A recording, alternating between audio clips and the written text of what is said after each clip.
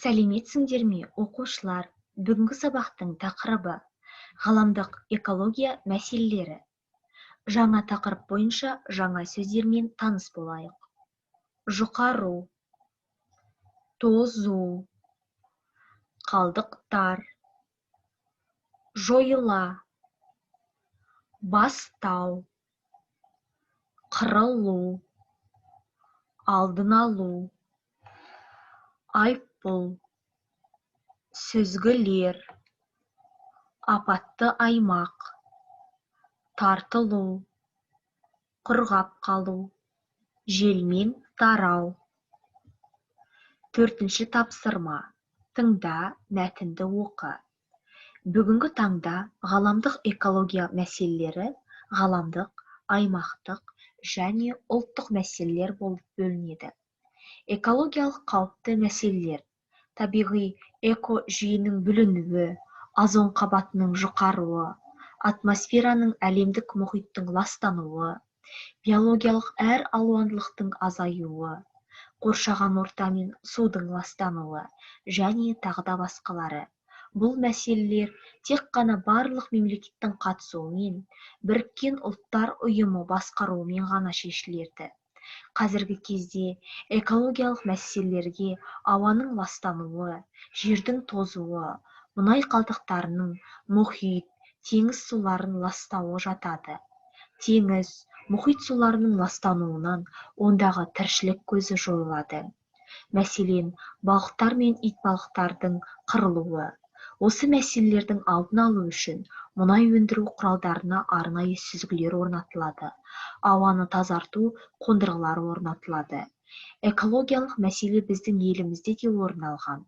Арал теңізінің суы тартылып, экологиялық апатты аймаққа айналды. Суы тартылып, теңіздің түбі құрғап қалды. Құрғап қалған теңіздің түбіндегі зиянды тұзды шаң желмен тарайды. Бұл тұздар ауаны ластап, қышқыл жаңбыр жауады. Экологияның әлемдік мәселеге айналуы ауаның ластануымен тікелей байланысты. Себебі ауада мемлекеттік шекара жоқ.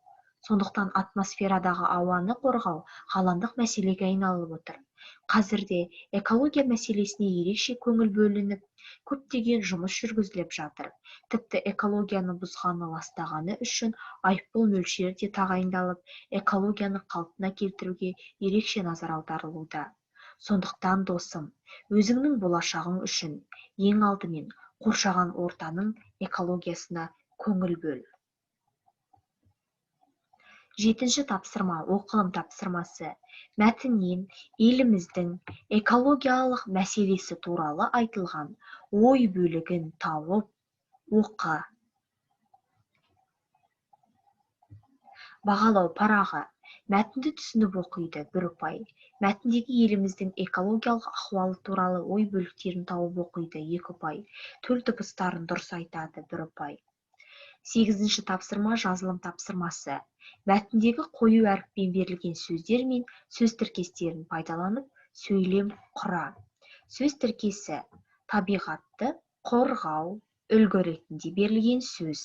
Сөйлем: әр адам өзін қоршаған ортаны, табиғатты қорғауы керек. Дәл осылай сөз тіркесін тауып, мәтін бойынша жазамыз. Бағалау парағы. Мәтіндегі сөздер мен сөз тіркестердің мағынасын түсінеді, аудармасын біледі 1 ұпай. Сөздер мен сөз тіркестерін пайдаланып, сөйлем құрады 2 ұпай. Сөйлемдегі сөздердің орын тәртібін сақтайды 2 ұпай. Жазу сауаттылығын сақтайды 1 ұпай. Осымен сабақ аяқталды. Сау болыңдар оқушылар.